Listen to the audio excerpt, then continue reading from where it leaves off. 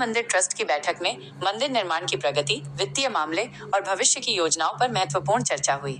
बैठक के मुख्य बिंदु: राम दरबार की प्राण प्रतिष्ठा। 3 जून से 5 जून तक राम दरबार के निमित्त होने वाले प्राण प्रतिष्ठा आयोजन की जानकारी सभी सदस्यों को दी गई।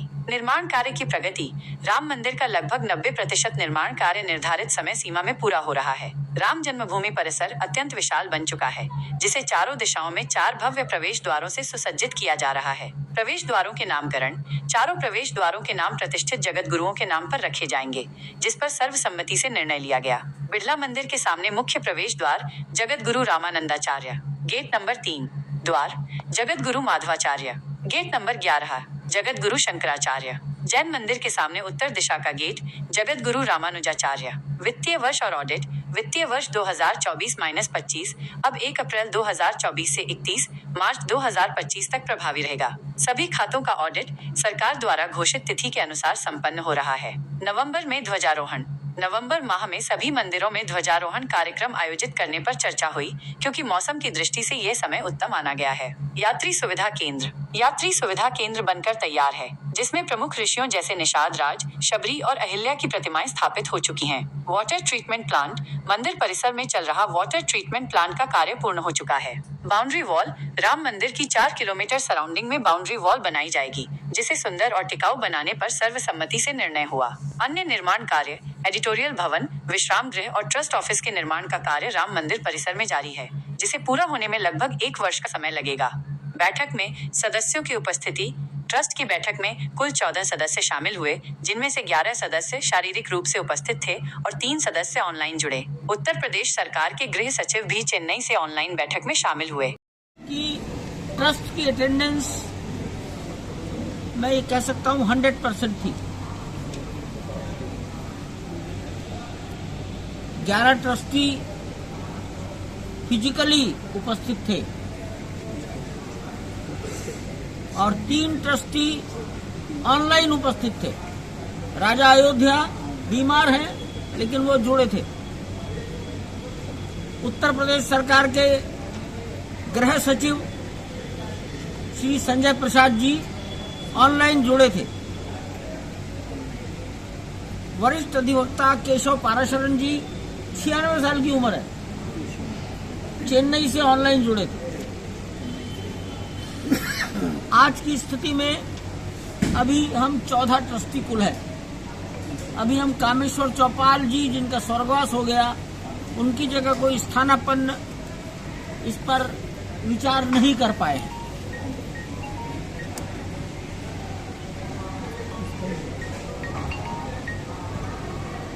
एक और कार्यक्रम अब होगा। सभी मंदिरों में ध्वज चढ़ाए जाएंगे, ध्वजारोहण। इस पर सहमति आई है कि नवंबर मास में किए जाएं। अभी तिथियां, इस पर कोई निर्णय नहीं हुआ है, अभी सुझाव है। लेकिन नवंबर मास मौसम की दृष्टि से सर्वोत्तम है। वर्षा काल खत्म, सर्दियां अधिक नहीं होंगी, सूर्य की किरणें अच्छी लगेंगी, शामियाने नहीं लगाने पड़ेंगे।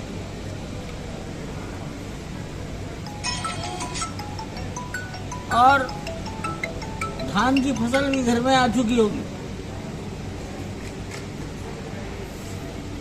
मेरे विचार से वो ज्यादा अच्छा है। और हमारा परकोटा और मंदिर के बीच का मैदान, जिसको कोर्ट यार्ड कहा गया है, ऐसा लगता है वो पूरा हो जाएगा।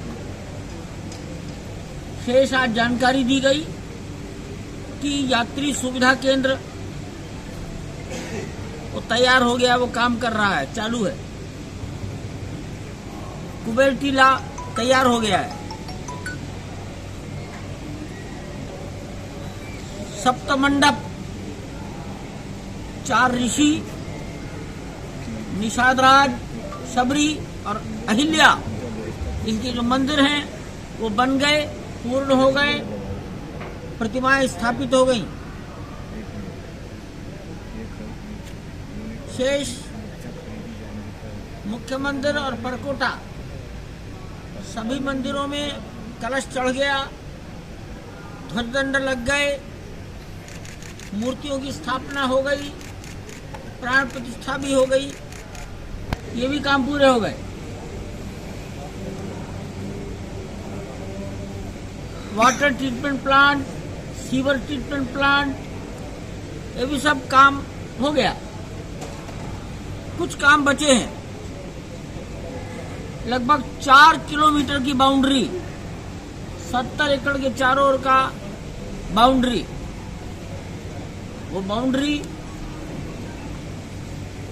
बहुत सुंदर और टिकाऊ अधिक आयु की बने, ये सुझाव आया है।